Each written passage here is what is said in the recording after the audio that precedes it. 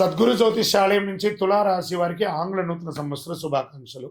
జనవరి 1 నుండి డిసెంబర్ 31 వరకు 2026 ఎలా ఉందో చూడబోతున్నాం. తులారాశి వారు కొన్ని నెలలుగా ఒక 2-3 సంవత్సరాలుగా అప్ అండ్ డౌన్స్ చూసే మీకు ఒక శుభమైనటువంటి సమయం ప్రారంభమైందని కూడా చెప్పచ్చు. ఎందుకంటే ఇది వచ్చి ముఖ్యమైన సంవత్సరం. జీవితంలో ముఖ్యంగా ఉద్యోగ స్థానం, ఆదాయపరంగా పెద్ద మార్పులు వస్తాయి.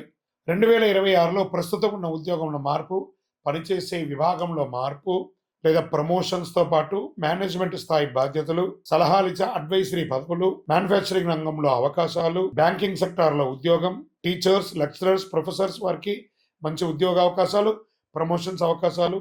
మొత్తంగా చెప్పాలి అంటే ఐటీ రంగం వారికి కూడా ఒక మంచి ఇదని చెప్పచ్చు. ప్రభుత్వ రంగంగా కూడా మీరు కోరుకున్నటువంటి పదవులు వచ్చే అవకాశాలు ఉన్నాయి. కానీ ఒక్క చిన్న జాగ్రత్త, అవసరం లేని విషయంలో మీరు తలదూర్చకుండా ఉండాలి.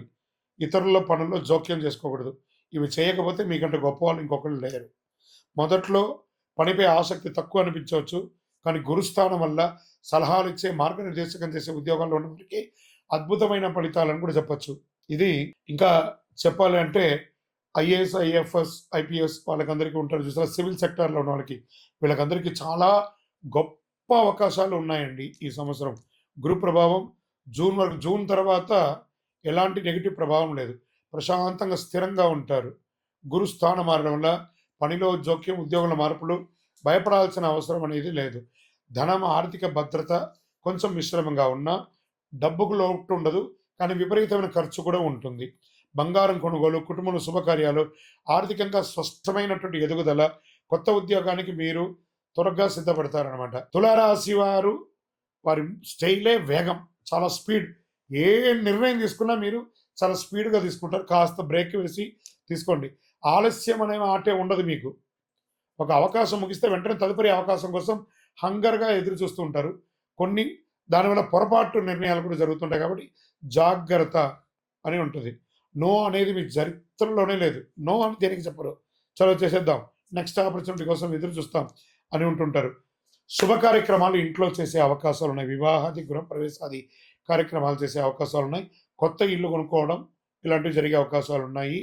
2026లో కొత్త ఉద్యోగం కోసం ప్రయత్నం చేసే వాళ్ళకి ఇది మంచిది. లేదా ఉద్యోగం చేస్తున్న వారు ప్రమోషన్స్ కోసం లేదా పర్మనెంట్ అవకాశాల కోసం ట్రై చేసిన వాళ్ళకి ఇది ఒక మంచి అవకాశం కూడా చెప్పొచ్చు. శత్రువులు అంటేనే మీకు ఎదుగుదల అని చెప్పచ్చు. మీ శత్రువులు ఉన్నారంటే మీరు ఎదుగుతున్నారని అర్థం. మీకు శత్రువులు ఉన్నారంటే మీరు ఎదుగుతున్నారు. మీ ఎదుగుదల తట్టుకోలేకనే వాళ్ళు శత్రువులుగా మారుతున్నారని అర్థం. ఎదుగుదల లేకపోతే శత్రువులు ఎందుకు ఉంటారు? కాబట్టి మాటలకు విలువ, గౌరవం ఇవన్నీ పెరుగుతుంది.